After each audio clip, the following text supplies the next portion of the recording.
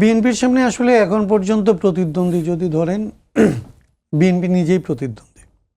আমি আপনার এখানে আসার আগে না এখানে এসেই মানে হানবাকে বলতেছিলাম বিএনপির জন্য সবচাইতে বড় সমস্যা হচ্ছে যে এখন পর্যন্ত যে অবস্থা আছে, যদি অন্যান্য রাজনৈতিক দল ধরেন অনেক আনডিসাইডেড ভোট আছে, সেটা যদি তারা ক্যাপচার করতে পারে সেটা আলাদা প্রশ্ন। কিন্তু এখন পর্যন্ত নির্বাচন যেভাবে হয়, নির্বাচন করার জন্য একটা দলীয় স্ট্রাকচার যেরকম লাগে, সেই সব জিনিস মিলিয়ে যদি আসলে আপনি চিন্তা করেন, তাহলে বাংলাদেশে এখন সবচাইতে বড় পার্টি, নির্বাচনী পার্টি হিসেবে বিএনপি। এবং বিএনপির এখন পর্যন্ত যে ধরনের অবস্থা আছে তাতে এই যদি একটা নির্বাচন হয় তাইলে সমস্যা যেটা হতে পারে সেটা হচ্ছে তারা ওভারওয়েলমিং মেজরিটি পাইতে পারে। মানে এমন মেজরিটি যে মেজরিটি তাদেরকে অ্যাবসলিউট মেজরিটির দিকে নিয়ে যেতে পারে। তাও কত?